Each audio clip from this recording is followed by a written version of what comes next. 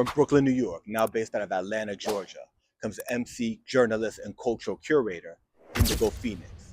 Fresh off the release of her new project Polaris, Indigo Phoenyx is a prolific artist known for her grimy lyricism, dope storytelling, and hard-hitting anthems.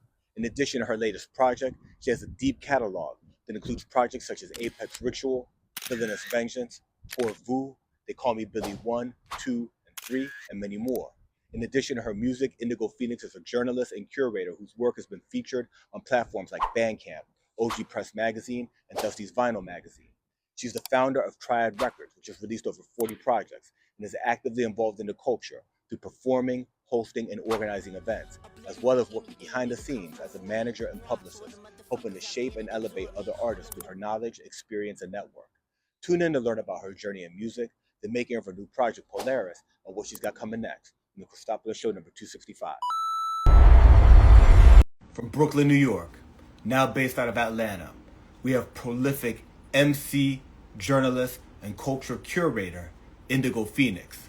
We're going to bring her in, talk to her about her most recent releases, her incredible discography, her impact on hip-hop, and what she's got coming next. Let's bring her in.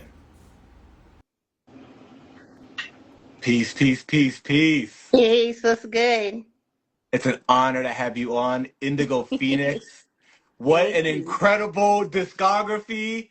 2025 was nuts, and 2026, you're not slowing down at all. No. I'm doing the research, and I'm going deep into your discography, and it's bananas because there were joints like the Sakura Symphony that when I, you know what I'm saying, like initially I had heard some of the tracks, like, you know, on your social media, but Right. the project itself, you know, that's probably a good place to start because that's the most recent project that you've got out right now on your Bandcamp. You Right. connected with 29 Kill. Shout out to Japan. Talk to us about Sakura Symphony. You see it.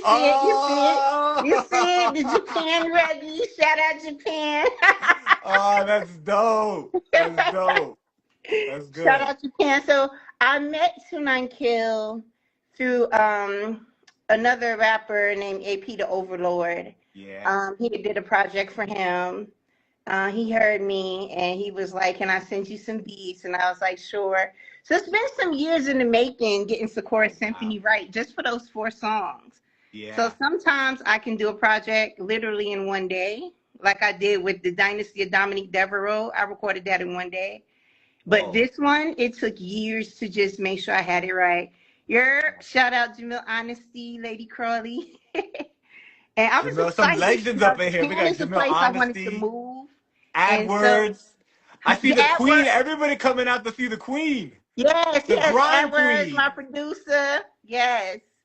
Yeah, I wanted to move to Japan. So that was another reason I wanted to have a fan base over there, make sure that I did a dope project because I really feel like Japan respects the artistry that we have here. And I've conducted so many interviews with a lot of rappers, and they've always said that Japan is the place where they would want to move.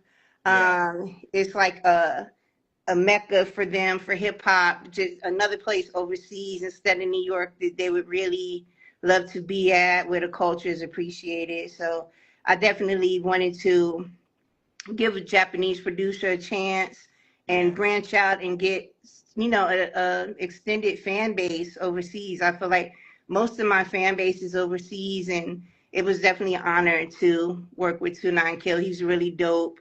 From the soulful to the grimy, he has so many layers. So I wanted to highlight all the layers and versatility that he had. Yeah. The new project, Sakura Symphony, available on your Bandcamp, not available on the DSPs yet. Yeah. But what you're explaining is that in addition to it being like, you know, some bangers with 29 Kill, it's also strategic, right? So like you're like, look, I'm growing the fan base in Japan, right? For the booking agents, because they bring a lot of artists out there. Right. Hit the DMs, right? Where this work and you're starting to reach out. Exactly. I'm ready for Paris, UK, Nigeria, all of that, you know, Belgium. So I'm ready. Next year, you know, this year's about health. Next year's about travel and pushing things to the next level. But I'm not big on pushing things to streaming immediately. Yeah. Because I'm about making money. You know what I'm saying? Yeah, And, for I sure. represent Bandcamp wholeheartedly. So that's another reason why I got the job, because I keep things exclusively there.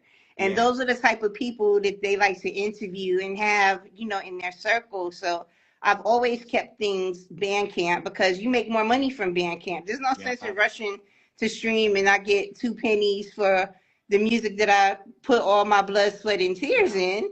So Yeah. I'm definitely gonna get my money first, and when the project starts fizzling out on Bandcamp, then I move things over there. So that's why there's only a specific number of things on Bandcamp, and I'm steadily adding. I'm trying to do like 3 projects a day to be sure that I have all of my projects on Bandcamp by the end of the year.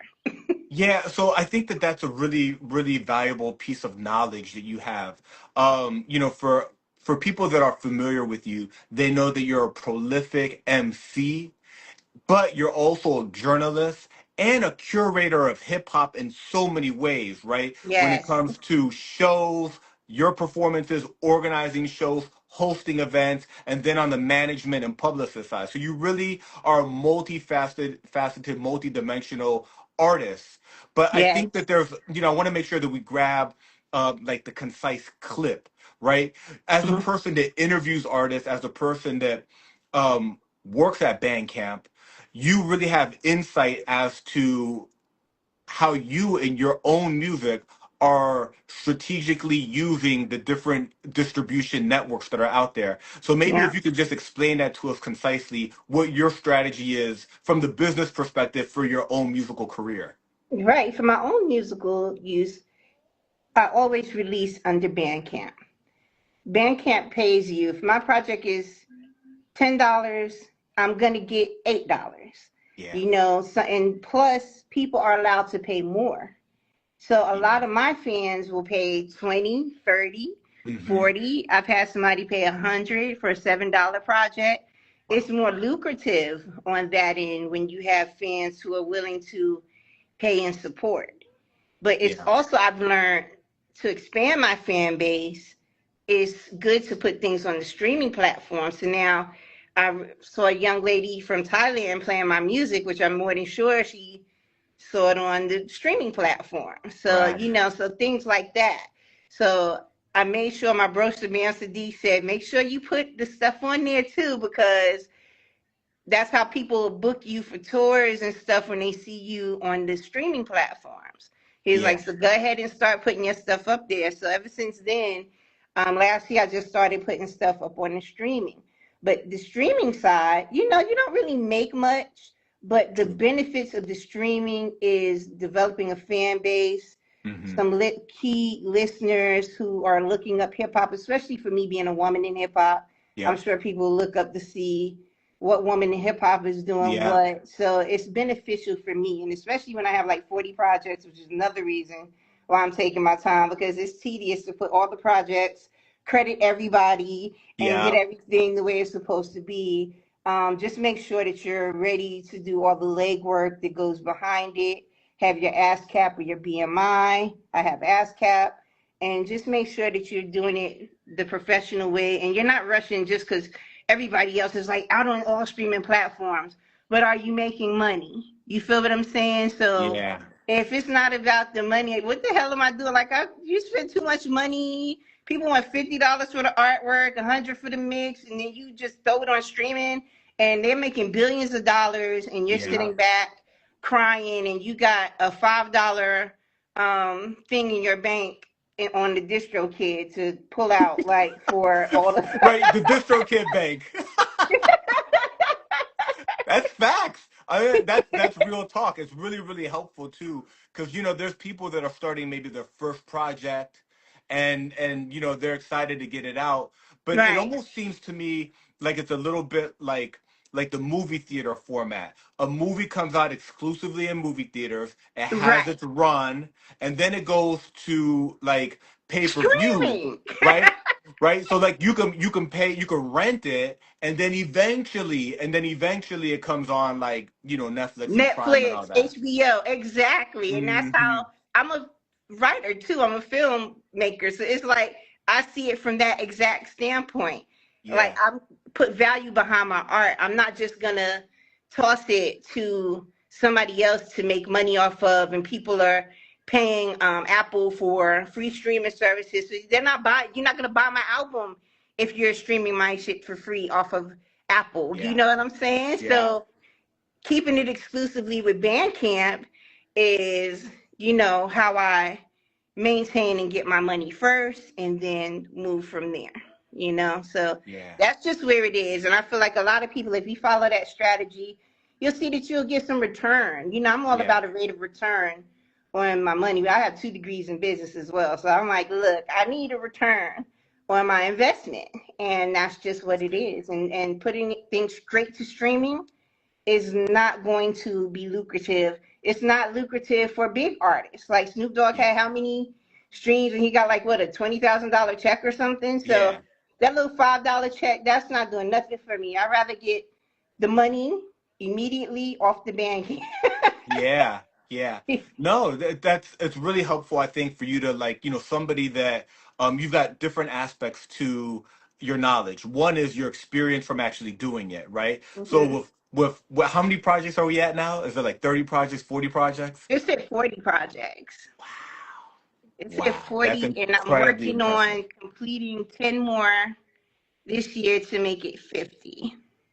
You So just I'm killing them. knocking it out right now. I'm actually working on a project for Paris with Vince Vega, and that's going to be my next project that drops. So I plan on recording that project complete. I'm finished the rest of it tonight when we get off of here, recording it tomorrow and dropping it. That's dope. That's dope. If you could share with us a little bit about that project. So you got the project coming with Vince Vega. Where's he based out of? Paris. Not sure exactly Yeah. Yeah. where, So but yeah, he's dope. I always welcome new producers. I don't go looking to pay.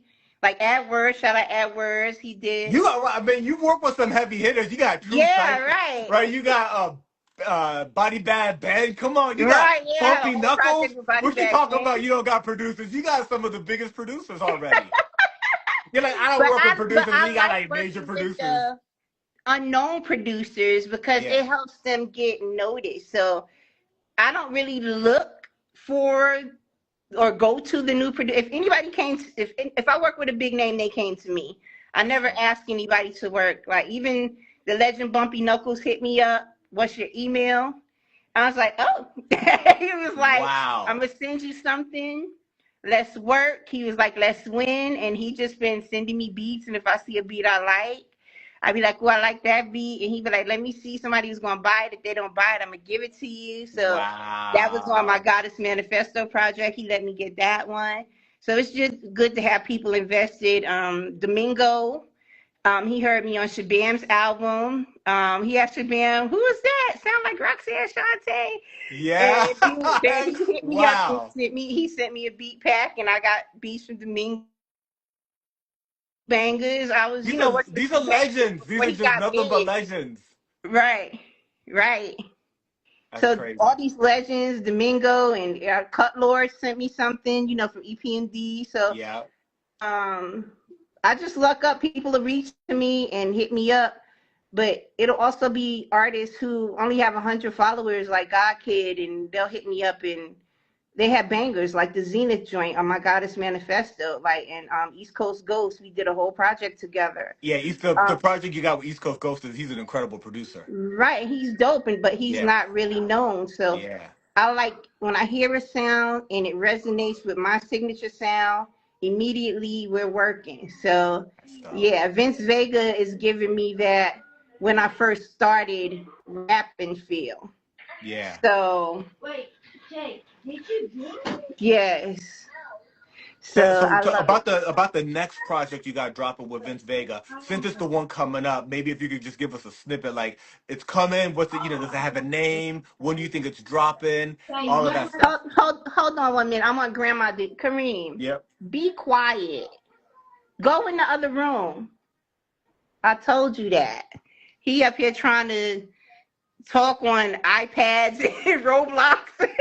Listen, shout out to my beautiful wife. She takes my girls out. They're out right now getting something Oh, because I know how it is. Kids are a blessing, right? child, Kids are an yes, and my, absolute my blessing. daughter dropped him off last minute so she could go to the gym. I'm like, girl, I have an interview. Absolutely. No, kids are the biggest blessing in the world. They don't understand. And my daughter, she be like, you still doing that rapping thing? Like, girl, shut up. I'm rapping. I'm doing something. Absolutely, absolutely. But yeah, So you Vince were telling us Vega, about, yeah, so Vince Vega, producer from Paris. That's the yes, next from Paris. project. He's just so dope. He took me back to the Indigo when I was battle rapping. So when I hear those beats, it's crazy because, I used to be on loud.com Okay. doing the battle rap thing. So Oh, even there, I would thrive in the battle rap arena. They had a competition and it was for Wu-Tang. Now, even though I knew Wu and all that stuff as a youth and all that, I wasn't concerned about rapping when I was around in there. I was a teenager. I'm just listening to them. yeah. So at this point with Loud, they had a Wu-Tang contest. And I came in fifth place, handpicked by RZA out of thousands. And I was the Wow. only girl. So that was big for Wow. Oh, me so to be it picked by wasn't like a RZA. it Huh? was just it wasn't a female rap, it was just MC. It was just MCs. I was the only female. Right. Exactly. So that was big for me. And that really put the battery in my back to really go. And then Professor Griff solidified that when I dropped my first song called Allah's Daughter on Yeah. MySpace. Like he DM'd Wow. me and he was like, yo, you spit like a Professor hardcore Griff? Brooklyn dude. And I'm like, well, I'm from Brooklyn, but I'm a girl. And he took Wow. me to dinner, me and my producer. He was like, yo, I got to meet you in person. And he took us to dinner. And I actually just ran into him a couple of weeks ago. So I was like, yo, thank you for, motivating me. He gave me a lot Yeah. of inspirational words when we had dinner. So, Yeah. it was That's great. a good story. That's dope. Right. What's Professor, is he still like, active in He's hip still hop? active. He's still doing stuff. So Yeah. I'm just honored that I'm able to meet so many people and have people really give me the knowledge that they have. Like Bahamadia, I did an interview with her for Weekly Rap Gods. Yeah. And then I didn't have any music out then. I first put out music in 2019. That's my first Yeah. time So, dropping. because you've been involved in hip hop for so long, but all of a Right, sudden the discography starts. But you had right. bars the whole time. I You had had bars the you whole had the time, but swords. I You was wasn't hiding them. rapping. You was keeping them sharp. Because people had me discouraged for a minute, My cousin, she had a label here, but it was like I wasn't pretty enough. I wasn't, I didn't have the look to be a rapper because of how everybody else was. Then I was speaking positivity. They like, oh, it's too preachy, So it was Yeah. always something that discouraged me, which is what made me take a hiatus from myself rapping. So that's when I really gravitated towards working with Jazz. And we came from the same tabernacle. I'm Nuwapian. So Yeah. I kind of met him there. KMD, like MF Doom was there. Yeah. So we were Yeah. all here in Atlanta around that time. And And what jazz are we talking about? We talking about Jaz-O? Jaz-O, We talking about the jazz. the Jaz-O, yes, Jay-Z's The mentor. Jazz, the mentor of Jay-Z, for people who Yes, don't know. exactly. Jazz, Hawaiian Sophie Jazz. Yes, the originator. The originator. Yeah, we became good friends, like besties. So, like when he was at Game Changers with Bloomberg, I'm the one who set everything up for him, flights and things, Wow. and I was managing him around that time. K Slay, 60-second Assassin, like I was his management then. So Wow. yeah, because it was dope because I had to have some conversations with Vlad. Had to call him because I'm like, take that interview off. Vlad liked to be messy as hell, and I didn't want for real. I feel like I don't want him highlighted in that way or speaking about Jay-Z in that way because I knew that from my conversations with Jazz that he actually you fall out with people, but he still Sure. had a love for Jay-Z, and I could Right. tell from our conversation it was more so he was hurt. So Yeah. I never wanted him to ever be in an outlet speaking negatively, even though you hurt. Yeah. Don't speak negatively on him. And now you see they've reconciled. So, and that's the reason why I always wanted him to keep it clean and keep it about your music. Yeah. And, you know, that's what being a good manager is about, is really looking out for your artists and making sure they're highlighted in the best way. And especially since me and Jazz were good friends, like, you know, Yeah. we would talk for hours. He would come by my house. Like, we were just cool. Yeah. So it, you know, it means a lot. When you're a manager, you have to really put your best foot forward and really go to bat and fight, you know, for your Yeah. artists and make sure that they're highlighted in the best way possible. And, you know, could be messy and be like, oh, you're going to get lots of views if you speak on Jay. No, Yeah. we're not doing that. It's not about that. And I hate messy journalism. I Yeah. don't like the route that journalism has taken as far as hip hop. Yeah, like the clickbait. Breakfast Club and all that Mhm. shit. I don't like it. I think it's not really hip hop. I mean, you're not Yeah. really speaking on the music. You're not highlighting the artists the way they should be highlighted. And what I loved is I did an interview with Pete Rock. And Pete Rock was like, the reason why he picked Soul me Brother is number because one. he doesn't want to be on spots like Vlad. So he Yeah. would gladly do an interview with me. And this was years ago, and we still Wow. keep in contact. And then I did another interview with him for OG Press Magazine. So, you know, we talk all the time in the DMs, jokes, anything Yardie or Jamaican, because I'm part Jamaican. So we send those posts, or he sends me recipes or some Jamaican stuff. So P Rock is hilarious. I don't care what nobody says. He keeps me cracking up. And he's still super active too. And he is very active. He was just on Radar with Common. Oh, that's dope. I thought I saw Common on there. Yeah. I mean, he's super active. Yes, and actually what's funny was when I was doing the interview, he was behind. So he actually sent me a video of him like, yo, I'm doing this with Common, and he showed me the video of the thing. He's like, so don't think I'm not doing it. So P-Rock is really just chill. He's like, I got you. I'm just working on this. The first interview, he was working with Smoke DZA. He showed me the studio. He was working in the studio with Smoke DZA. So he's down to earth with me. I don't know how he is for everybody else, but he's really cool. So I have great experiences. Like I said, when I said in my raps, I have great experiences with the legends. They be the people who got 1,000 followers and a big head to be thinking they the shit in the underground. Yeah. And they think because they got a little buzz, they probably like, nigga, you ain't nowhere near this legendary status of these other people. And y'all be acting real Hollywood. Yeah, no, it's facts. It's facts. Yeah. No, it's beautiful, you know, kind of to bring it full circle back to Sakura Symphony and the upcoming project right now with Vince Vega. How even though you're connected to, you know, MF Doom and Jaz-O and Pete Rock and the Wu and the list goes on and on and on, right? You're open to dope music, to real individuals, to the culture and to hip hop, and globally. It doesn't matter, you know, if you're in Japan, if you're in France, if you're in Brooklyn, if you're in Atlanta, if you're in Los Angeles, right? It's all about the culture. And you've been there from the very beginning. And that's really dope how you work with it's about the talent, right? It's about how it's about the talent. It's not about the popularity or the clout. Yes, rest in peace to MF Doom. Yeah, it's not about the clout. And see, that's the difference for me. People will pay somebody for a feature just because, oh, it's West Side Gun, it's such and such. I'm not paying nobody for no feature. Yeah. Look, I'm not going to lie to nobody. Look, my finances is super tight. And you know what I'm saying? I have a home to maintain. I have a grandson that likes $100 dinosaurs. You know, I like a good lace front. So, you know, my money, and I love you got to be right. You know, I have some habits. You got to have the Japan polo, you know what I'm saying? You know, I got a lot of Ralph Lauren. I have habits.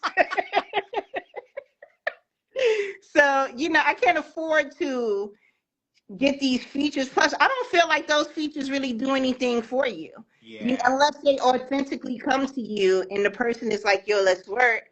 Of course I would work. But if I have to pay you $3,500 to work, I'm not doing that.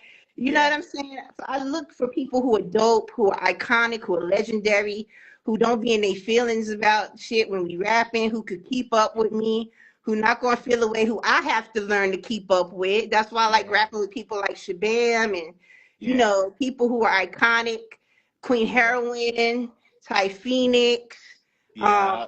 Star. You know, Yeah. Bunch of I legends. try to align with certain people to Mm-hmm. showcase my talent and show that I am able to keep up with certain individuals. And also, I like working with individuals who aren't trying to be in competition with me because they're Yeah. already at a grand level in their Yeah. careers. Yeah. That's beautiful. So many gems. Given that your discography is not all on Spotify. You have it on Bandcamp also, and you've got a lot of projects, right? 40 projects and more coming, right? You're not slowing down. If you wanted to direct somebody to like a handful of projects, maybe 3 or 4 projects, to if they discovered you right now and they're like, Hmm. I wanna jump into her catalog and they don't know where to start, where would you point them to be like, these projects right here are a good representation of me, or maybe a diverse representation of me? Where would you direct them? Red Brick Dust. That's one. Quenu. Highly Quenu spiritual. from Nigeria, I know about Quenu him. from Yeah, Nigeria, the yeah, he's a drums. dope producer. Yes. So if everybody knows me, I also go by La Bruja Negra. So, Okay. you know, I'm highly spiritual. I believe in African tradition and arts. Yeah. And so that would be one of the ones to definitely check out. I pay respect to the ancestors and Yeah. all that they do for me. And so, yeah, Red Brick Dust is one. Call Me Billy, the whole series, One, two, is a and three. representation of me. Yeah, Mm-hmm. it's love. It's, you know, I'm a lover girl sometimes at heart. You know, it's Right, everything. because you It's got the Black sentiment about Dahlia my ballads mom. too. It's everything. It has it embodies everything. It embodies some body rap shit. You know, some like, you know, battle rap type shit. So Mm-hmm. it has all the elements of me as a person. That series, and then probably let me think. Dominique Devereaux, the Dynasty of Dominique Devereaux, because as a little girl, Yeah. I remember watching Dynasty, Okay. and she was a representation of a black woman, successful, and probably one of the first on TV Yeah. like that. Yeah. And she was the inspiration for me even wanting to get business degree and be a businesswoman and be how I am. And I am uppity and bougie. I love good furs. I love champagne. I love the finer things. That's another habit I had. Look, I Yeah. like finer things. And so I feel like Dominique Devereaux is another embodiment of me. Like those are all my alter egos. Billy is one of my alter egos, the GOAT. Like Yeah. I'm popping my shit. So call me Billy. So Billy, then Dom Devereaux, then La Bruja Negra with Red Brick Dust. So it's like an introduction to all of my, you get what I'm saying? All of my alter Absolutely. egos. Yeah. And All then the I would different have to throw facets in of you. one more, Cherokee Billy is another alter ego, and that would be Lucid Lingo, because I also have Native American ties. Like my great grandmother grew up on the reservation. I'm actually named Wow. after her. So I definitely did a whole project to pay, you know, tribute to my ancestors on that end as well. That's beautiful. The artwork for Lucid Lingo is so beautiful. Thank you. Yeah, all of Yeah. the artwork really, right? Because like the Call Me Billy series with the goats and everything, that's so Right. dope, right? Thank you. But Lucid Lingo really stands out. It's really like the drip and the color And the palette, color, yeah, the turquoise, the the turquoise tourmaline, and like, yeah, I gold. had to represent the ancestors because those were prominent stones and things that's worn, the headdress, everything like that. So I dedicated that project to my great grandmother, and I definitely wanted to do it justice, all the way from the titles, the ghost pipe, the powwow. Everything was synonymous with that culture. So those are the projects that I would recommend because it embodies everything. Like I'm so much, it's so much, so many layers to me Yeah, that each project I try to express myself through different angles and, you know, different things, be it religion, cultural, ethnicity. I yeah, really try to embody everything and make sure that I give people layers to who I am. yeah. That's dope. I wanted to ask you also, creatively, and then also from the business angle. Um, you're doing something interesting where you drop albums. Like last year, I think you dropped like 2 albums or maybe 3 albums, but then you also have a lot of EPs. And then this year, you're Hmm. hitting us with a lot of EPs.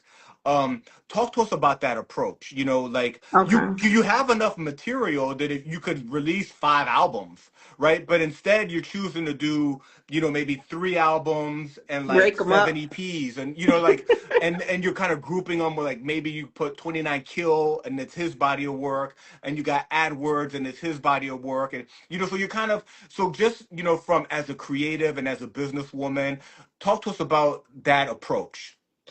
Well, the approach I learned that from AP the Overlord. Yeah, So shout out him for teaching me that.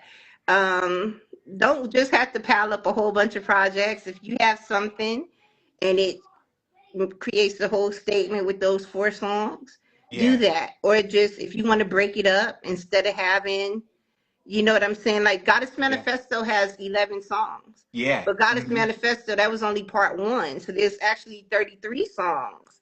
So I didn't want to put that all on one project. So I'm breaking it up. So I started with one. Then I did Polaris, which I Yeah, started with, you know, act one. So act two will be coming soon. So it's just giving some leeway to let people delve into it and really get into stuff. I feel like right now the industry has a very short attention span. yeah, That's why songs are shorter. That's why yes, albums are shorter because yeah, people can only digest for so much. yeah. You know what I'm saying? And plus, I keep people fed. So it's not like I'm gonna stop doing what I'm doing. I thought I dropped 5 projects last. I can't even remember how many I dropped, y'all. But Yeah, there's a it's like lot. we It's keep dope. It's going. dope. The discography is very rich. A lot of different Yes, producers. The artwork kind of shows you the mood, right? Like you had, right. um, you know, like Polaris, but then you also have like the Black Dahlia ballads. You know, so it's Yes, everything is kind of its own flavor. exactly. Yeah, because when I work on these projects, I get with my producers. All I want from my producers is to know the sound that I want. I don't Yeah, want no feedback about the art or none of that stuff because I literally, as an artist, I had to embody, just like I had to embody Dominique Devereaux's character when I was rapping. Sometimes I was rapping as her, sometimes I was rapping as myself. So it's all about developing these characters, and character development is important in films. I learned that. I implement that in my music. So I make sure that I follow the concept, the song titles, the beats. Everything has to flow cohesively in order to make like a masterpiece body of work. And that's really yeah, what I try to do. So I don't try to overdo it. And I yeah, definitely don't want to underdo it. I don't want to give you just 4 of those songs and you like the project. So I'm going to come back with Act Two and finish it off with something bigger and better. So I feel like just chopping it up like that gives people a chance to digest it. And it gives you a chance to get your creative juices back flowing and create something else without burning yourself out or, you know, making it the project mundane by just having this repetitive thing going. 4 songs, short and yeah, sweet to the point, or maybe 5 songs, short and sweet to the point. It hits every song. There's no skip. yeah, You're good. Then we could factor in doing a part two, this, and that. So I feel like that's a great concept to follow. That way, people don't get discouraged when they're up here trying to do an album. I know so many people that told me 3 years ago they was doing an album, and the album still ain't come out. yeah, Drop the album. Just drop yeah, the album. You don't have to make it. I don't try to be perfect either. You'll yeah, hear my songs, and sometimes it'll be something and be like, I'm like, Chav, listen to the song. You know what I'm saying? I don't try to be a perfectionist. That's the yeah, same thing in writing. I write, then I go back and revise. You know what I'm saying? But I don't yeah, sit there. If I just sat there and scrutinized every damn thing, I would never complete the task. So yeah, just go with it. Keep things short and sweet. Keep it simple, and that's the best way to not burn yourself out. I feel, you know, yeah, especially with someone like me, who's one year I put out 14 projects. yeah. So it's Wow. like you have to kind of factor in 4 songs here, 10 on this other project, 4 on this one, maybe Yeah, 8 on that one. You know what I'm saying? And then not to factor in other people ask me for features. So then I'm yeah, have to stop what I'm doing to now feature on things for other people. So it kind of It's Yeah, about time Shaban management. reached out. You gonna answer, Right. Yeah. It's about time management, really. I'm yeah. not gonna hold you. Shout out my boy K Darrow. It's just he did the Black Dahlia Ballads Right? We were just album. talking about the Black Dahlia. Yeah. So it's stuff like that. Like he understands the layers and what I want and what I'm looking for. And I think that's the best. I have in-house production on Rugged Triad. K Darrow is one of them. I have Beats by Boogie. I have Tech. I have Quenu. I have Wisdom Beats. I have um God, who else I have? Beats by Boogie, Goldfingers. Oh my God. So I have so many in-house brand new beats. So I just have a lot of dope What a people who blessing. stick by me. You know what Yeah. I'm saying? And even with the artists that came and went, like I had so much drama with artists. It was ridiculous. It's like these Negroes would come and want to compete with me and go through all these avenues and I Music did an industry, interview. yeah, the music industry could be tricky. You got to have the right It's people around you. tricky as hell. I Hmm. had so many enemies and men. It's crazy. I'm like, damn, they want to take my head off.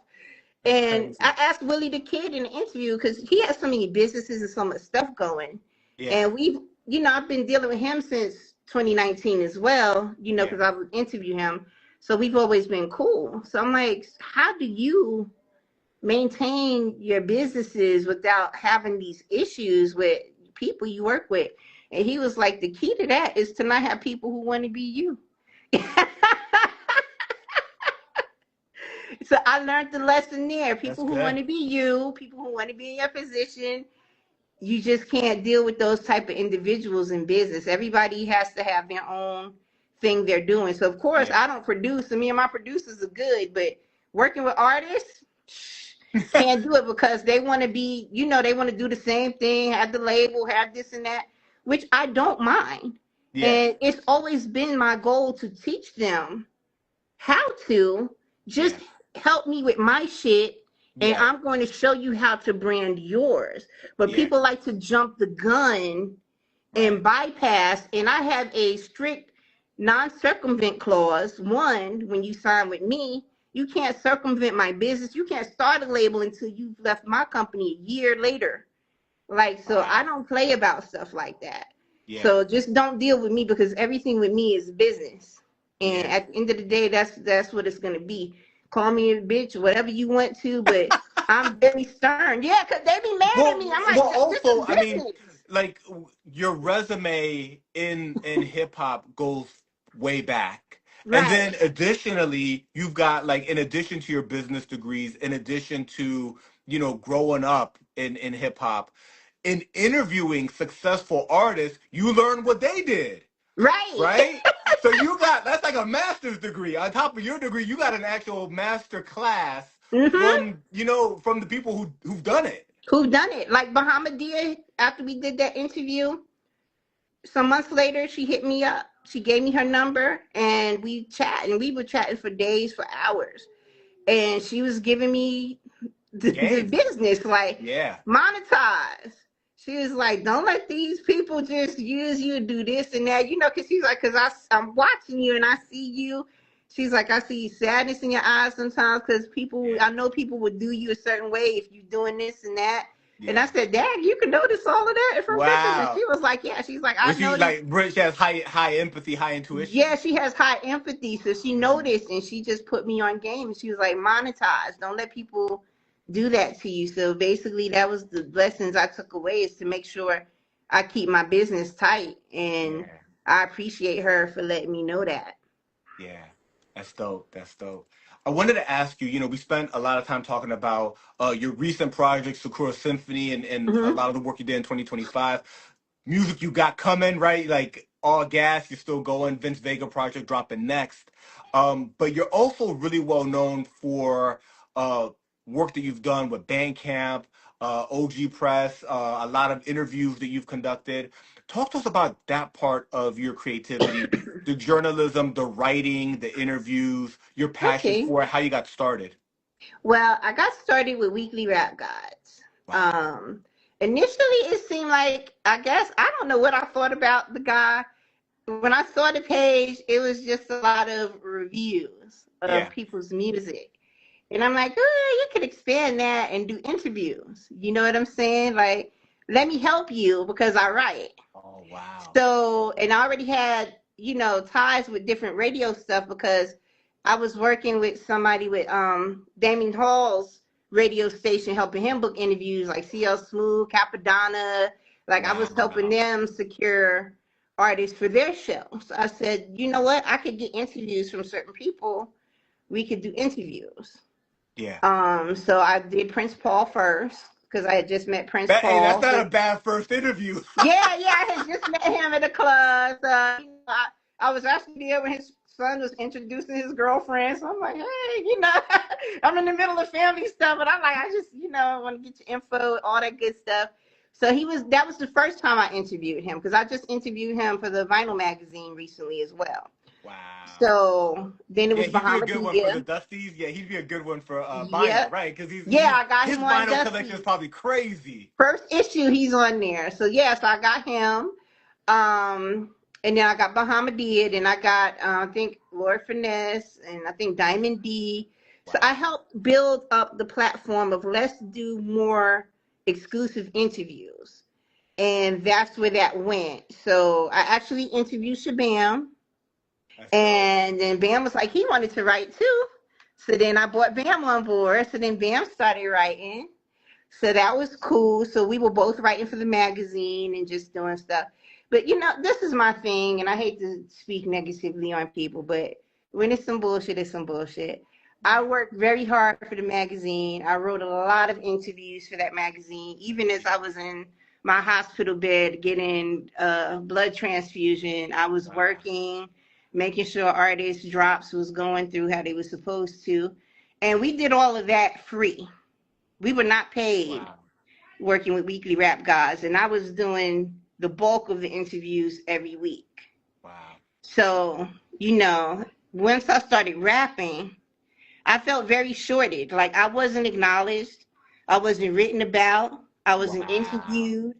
Also, my ideas was because that's the taken. easiest thing you could do, right? The easiest thing is like, all right, maybe Right. there's like some resources or there's no liquidity to like, but there's other ways that you can compensate, and Right. And that's the I mean, and easy one. I was fine with just doing what I was doing to help. You understand me? I didn't really want anything. I just wanted to push the culture forward. I was hoping that would be an ideal way to push my sisters, which the women, oh my God, unresponsive, bitchy, catty, not responding. Like for real. Like it was a hot mess, You got like the trying to reach experience. out and help women. So it was crazy. But overall the experience, people thought it was my magazine. So that was the crazy part. Wow. So I think for some reason, either, he got in his feelings or whatever the case may be, but then I started rapping, linking up with other people, and it was like, here I am working with you, but you never highlight me or put me on. Then literally all the interviews I did, he just totally erased the whole shit off the website. Like all those interviews, like just crazy. Is that captured anywhere? I mean, do you have them? I have some of the stuff captured, like Bahamadia. Like I screenshotted a lot of the things that I did, and I probably have stuff in my email. But it's still the factor of give me the chance to get my stuff if this is what you're gonna do. Yeah. Took my idea of going like we're doing right now. I was like, we could go live and interview people. He took my idea and gave it to 2 other people to do, and then was interviewing the people that I bought to the magazine. And so the only person who shut it down was Diamond D, because that's my homeboy. So he was like, Indigo brought me here. So if Indigo not interviewing me, I'm not interviewing. Right? Because why are you trying to holler at people who I bought and you don't know my relationship with certain people that made them even want to interview in the first place? Wow. And Diamond being one of those people. So it was what a that. legend, So I had too. to sever ties with that. Great character, but what a legend also on the mic and on the behind the beats. Right. So I definitely love Diamond to death. And Diamond is on the cover of the second issue of Dusties. So look forward to that. I'm always honored to highlight my people and my fam. I started working with OG Press again. Here's another individual. He's great. His name is Lee. He put his own money to it. So I did not mind working with him and trying to help him get that off. And I really appreciate it. It's a beautiful magazine. Like when you get the tangible copy, The it's physical. so beautiful. It's great. He's a great person, very helpful, Yeah. very into what he's doing. You know, the finances just take a toll. His mom became ill, so Wow. he had to pause it for a while, of course, to take care of family. But it Yeah. will be coming back. So that's what went on. I brought my boy Sunez on. So, you know, Yeah. Sunez is Another the legend. historian. Yes, he's written for everybody. Hey, yeah, yeah. Like literally, like all the stuff we grew up on, right? Right. That was him. Right. So, you know, Sunez is like my sensei, my mentor. You know, he's one of my biggest supporters Yes, vocally. so. Like, a lot of people don't like to give me my props and my support. I get a lot of hate. And it's Sunez is one of those people who always speak up for me and speak on my Bro, if you got behalf. Sunez and you got Diamond D in your corner, and you know what I'm saying, you're all right, you know? Yeah. Definitely I got Shabaam too. You know, he's Yeah, always yeah, here guiding me. He was like, those are clowns. Cut them off. You know, he's always telling me. He's always giving me good advice. So yeah. Bam was working with us too for a minute on the magazine there. So, you know, I try to bring all my people in. So Dusties is doing well. Like I said, second issue coming out Dope. and so many dope interviews. And then working with Bandcamp, I was featured on Bandcamp.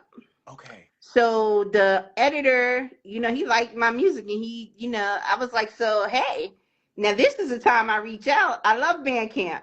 I want to write for Bandcamp. Can I write for Bandcamp? He's like, sure. Like Wow. Right, and you've got the resume, he right? Like, subscribed to OG Press. He was like, of course I've seen your work. So immediately I got the job. So that's how I got the job with Bandcamp, was just reaching out to the editor like, hey. that's You know? dope. Yeah, That's so dope. Bandcamp I love. Bandcamp is a little different because I don't have as much control over Bandcamp. So Right. I have to let people know that. Like I can present to them, but I have to pitch my Yeah. ideas Yeah. to them to get approved. With the other magazine, I could put whoever or wherever I want them to. Right. But with this, you know, I really have to go through, you Yeah. know, different Yeah. people to get approved. So that's why those are And it's few. all genres of music, whereas some of And them it's are all more hip genres of hop. Yeah. music. So I'm actually really trying to, anybody out there who has an extensive Bandcamp, Yeah.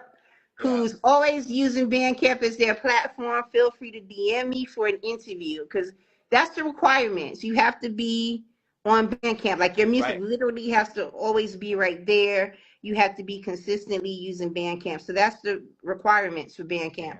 And it doesn't matter what genre you are, just hit me up. I love all music and I'm willing to write about all music. So yeah, get at me. But I'm excited because I love it. I love the structure of it, and the editor teaching me a lot about writing, you know, Yeah. like I Yeah. want you to go back and do it like this. So Yeah. now I'm implementing that with Dusties from what I learned from Bandcamp because he That's taught me dope. so much.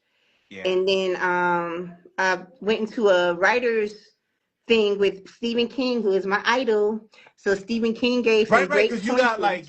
Dr. Sleep, right? You got like a whole right, you got the whole Yes, project. But yes. like was Stephen King actually at the writers workshop that you went Yeah, to? he was one of the people with the professor at the White Writers Workshop. So it was just dope to be Whoa. right there because you know that's my thing is I write horror, but I'm also wanting to turn my films into books. So it was great to get feedback from him about how to write the books and how to go about doing that because people have to realize film writing, I've got that in the bag.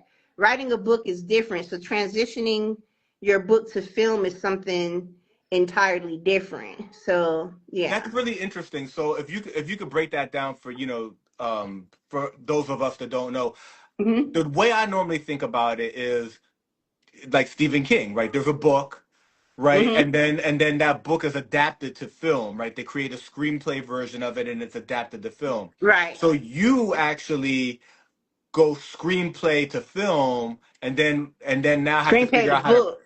Yep. you have to figure out how to do a book. Hmm. What's different about it? It's the writing format. Okay. Yeah, so you're using the Hollywood standard of writing, like Hmm. that program that Ryan Coogler's wife bought him, Final Draft. So Okay. that's the standard for writing film. and it's pretty pricey. It's like $300. Yeah. Normally, since I run a nonprofit for women in film called African American Women in Cinema, the Atlanta Okay. chapter, sometimes I get in-kind sponsorship, and I have like 10 of them, and I'll just give them away to people who I know do film because Yeah. I know it's pricey. But taking that format and writing it into a book format is way different how you would carve out the verbiage of the book and the characters. Like Got it. every character has the heading of the character, then you have this interior, exterior settings. Like you don't do that in a book. You just Yeah, you're just go. developing the story, right? And Right. Yeah. When right you're writing as a you're film, you painting have the to create picture. everything. Right. This is exterior night, such and such and such and such. The Oh, character is such and such and such. With the book, you have to tell what the character is like through the words directly through, you know what I'm saying, what you're doing and how you're trying to create the scene. It's not set up like a film where the director is going to be following the cues from your script. got it. So, but I That's found that fascinating. a lot of people just started doing it that way because if people like the book, then they're willing to turn it to a film. So then you Yeah. already have a film ready. Hey, I have a film. That's really smart. Yeah. Yeah.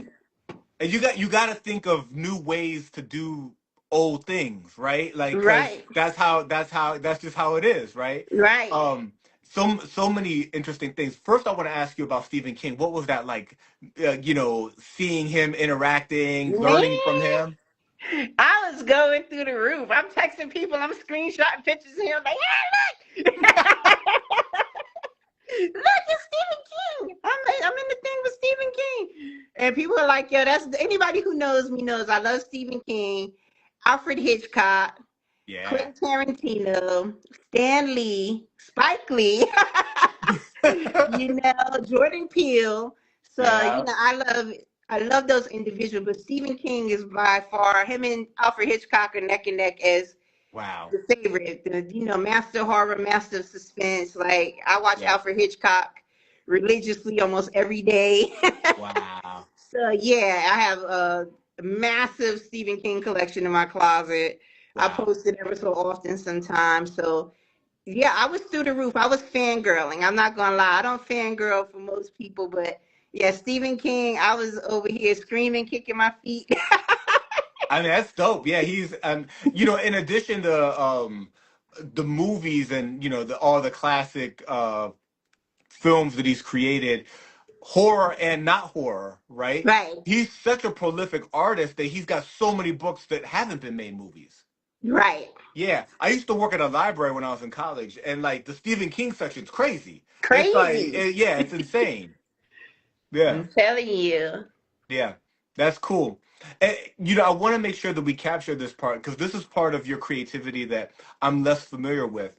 Um, Films, things that you've written, and things that you've shot. Is there anything available that people could see if they wanted to see like a short or something like that?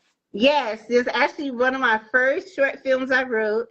This guy bought it, and it's called Toxic Behavior, and it was on Amazon Prime. It did well on Amazon Prime. People were asking for a second part, but he decided he wanted to write the second part. But it's on Tubi as well. Oh, So Toxic so if we Behavior. look up toxic behavior on Mm-hmm. Tubi, we'll Yep, you'll find it. find it. What's Okay. funny is when it dropped, my boy Jay Cyanide, I was Yeah. like, Jay, I did it. I got a movie on Tubi. So he went to it and he was watching it while he was on the phone with me. He was like, yo, you wild. Jay Cyanide a legend, bro. I love Jay Cyanide's beats and his flow and everything, man. He's so dope. Right, You yeah. got So you he got a really actually dope track watched with it. He him. was cracking up. I didn't hire the actors now, but I did the writing. That's all I'm gonna say. Yeah, so how does that part work? So you'll write it and then you'll connect with like a director? No, what happened was he bought the short film, and after that, I had nothing to do with it. Now, my own film stuff, I've had things that were shopped, and one thing that it was going to get a pass to Tyler Perry, but my attorney didn't like the terms in the agreement on the finances of the middle person trying to get like more of a percentage than he was supposed to get. So that didn't work, but at least I was shopped, and Tyler Perry was interested in what I had because it was an episodic, something like Power, like somewhere along the lines of that. So Right, because you got the experience. You know how the industry right, works. right. Right, So you know how they yeah. came out at the same time. Empire, Power, they dropped at Yep. the same So a time. lot of people who I shopped it to, like one of my homeboys, he worked with Showtime and this and that. So another show called Family Business, when he was like, did some people just take pieces of your ideas? It's because the episodic was about a family who ran numbers. So, there was different layers to the Oh, different people in the family. One was a cop, one was just a drug dealer. It was a whole bunch of stuff. And so yeah. sometimes people, when you shop in films, they'll take little elements from yours, like with the district attorney and all that stuff. Like with Ghost, like a lot of those Down. elements were some of the same elements that I had in my episodic. So it was like, Like a policy king. That's what your thing was like that. yes. So it's like, That would be dope because people don't know about that because now people just play the lottery, right? But like the policy running the numbers was a right, yeah, thing. running the numbers was a different angle to approach. So being Yeah, from New York, my grandma used to send me to the candy store, tell them I want 666 the old way. Like, I don't know what the hell she's talking about. I'm just taking the ticket, and she gave me some money for some candy. But I didn't realize that number running was really yeah. big, and she would hit, and if she would hit, she would give me like $100. Woo! That's Right. dope. So yeah, so just it's a whole bunch of stuff that goes on with the film stuff. I've been asked to do house party over.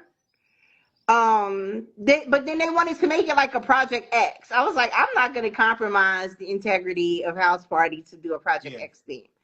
Also, then one of the actors from Power, he hit me up to do, they were doing a sequel to Scarface. Benicio Wow. Machado. So I wrote a sequel to Scarface. I can't discuss it, but Yeah. yeah, but I've But written a lot of connected to the characters or different. like a reimagined like a No, it's reboot. just like a follow off of some Oh. elements from the original, Yeah. with him having a son from someone else, and it just basically from Yeah. that. The new Scarface. Oh, Yeah, that's so Vanessa dope. Williams was supposed to be a part of it and everything. So it was definitely something that I put a lot of effort into. And so I've been asked to write a lot of different things for sure, Yeah. like film wise. So I'm So very now you proud of made how the far I've come. you made the move from New York to Atlanta. Hmm. Was moving to Atlanta and a big part of it to be involved in movies and TV? It definitely was. I mean, I was a teenager. I was in gangs. I was in trouble in New Yeah. York. Like I was running with DCEP and Low Lives in New York before I Yeah. came here. I had ran away from home. Got it. So I Got it. wasn't even living at home. Like the DCEPs, they taught me, how to stick people up to get money.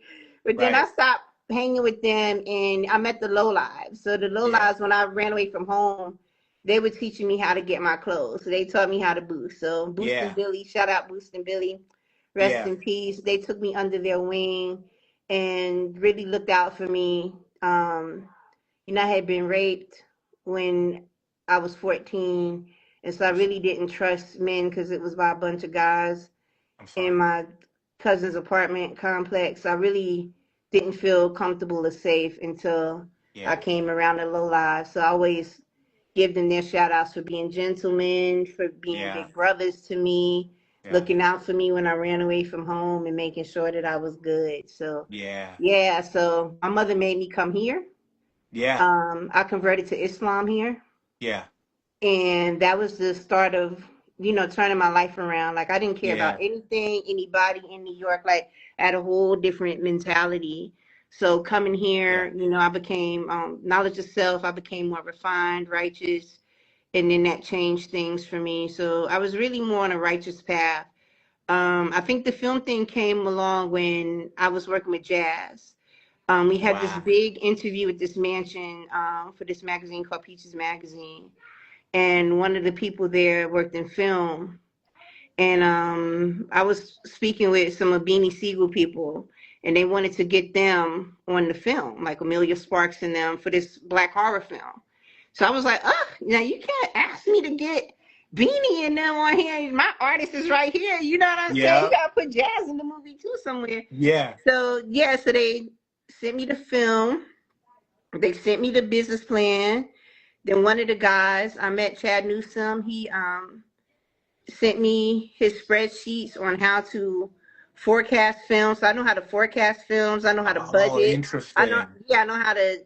He introduced me to people who write. So I had an idea for a film. The person wrote it. Once I saw how they wrote it, I taught myself. I got books. I learned. I Wow. learned how to do business plans, because then I started meeting with big people who worked in film. Like, I was getting films from my attorney. So he had like $15 million films. I had films with like Diddy on it. Wow. Right, because Right, he like was an active actor for Johnny a while. He Depp. was really getting involved in Yeah, I was film for a really while. getting delving into it. Like, I had $15 million deals. People who work with Sammo Hung over in China, they were doing martial arts films. I had a lot of different Wow. things under my pocket, and this was coming from Hollywood. But the biggest one was Alan Noel Vega, who is the stunt coordinator for Call of Duty, and for Oliver Stone's movie and Jackie Chan's movie. So he actually gave me free game, showed me his business plans to implement and duplicate his business plan strategy for mine.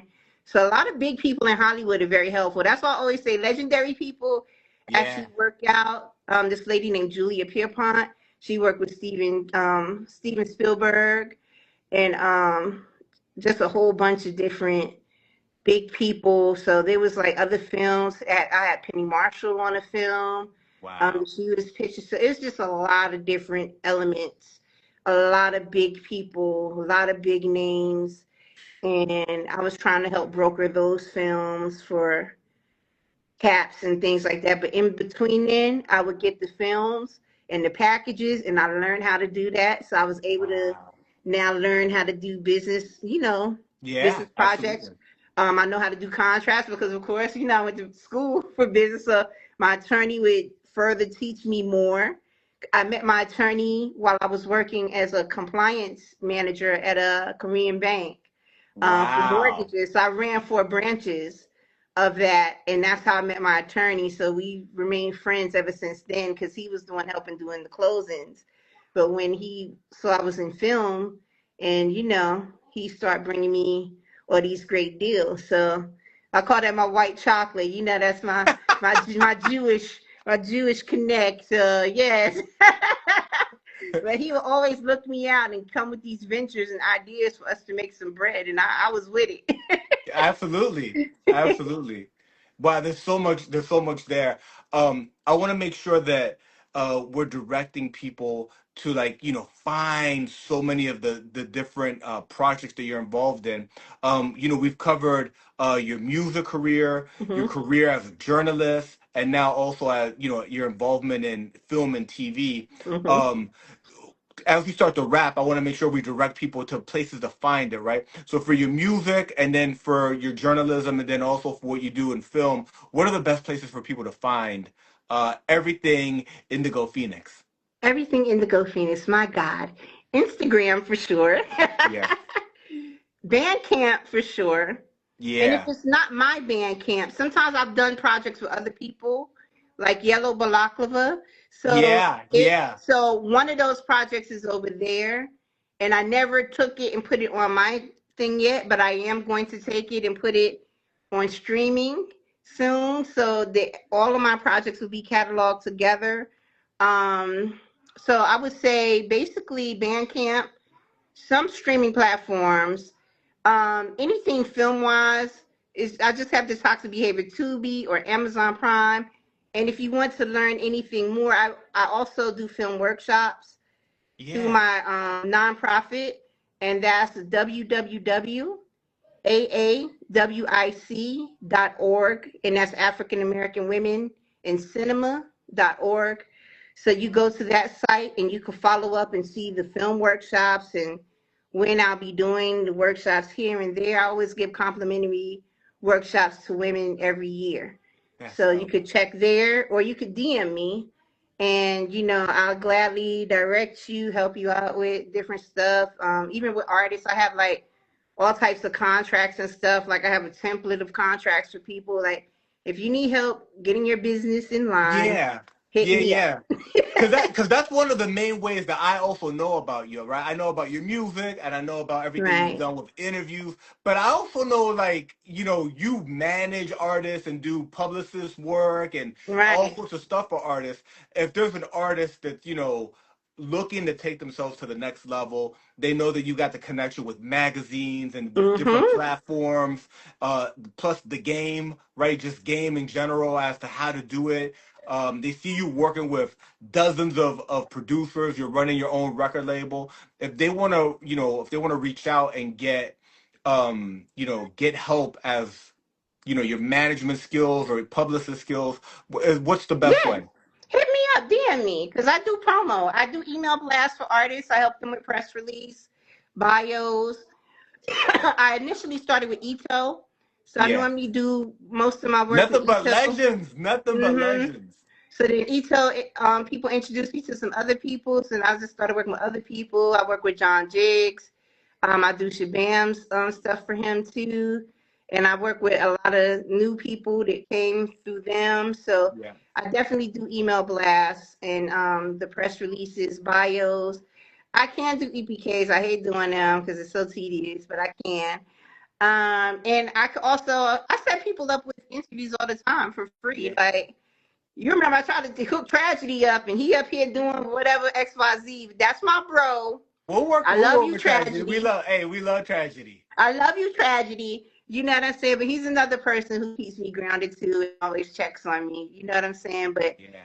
just you know what I'm saying? Just hit me up. Like that's how I basically met a lot of these people is people just inbox me. I'm very receptive. I'm not one of the bitchy chicks. Yeah, I'm gonna, I know my music seems scary to a lot of people, but I'm actually really nice. I'm about to And you make the grime queen, you know what I'm saying? The lyrics go I'm hard actually too. very Lyrics nice. go hard. Yeah, so people be when they meet me, they be like, "Oh, she's nice." When we get off of here, I'm about to make 3 little mini cupcakes for my cats with some fancy feast for it's their birthday today.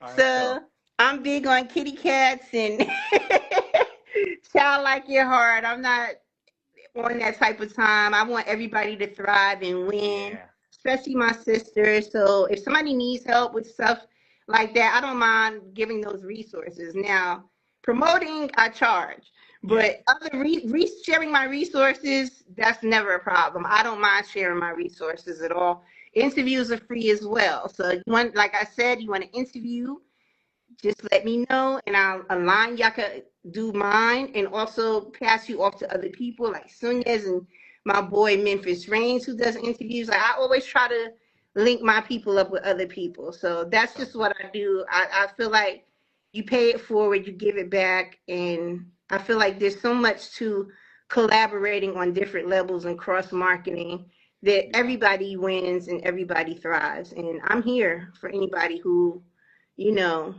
wants to help. Just don't come with the nonsense. That's all. Indigo Phoenix, it's been an honor to build with you, to go deeper.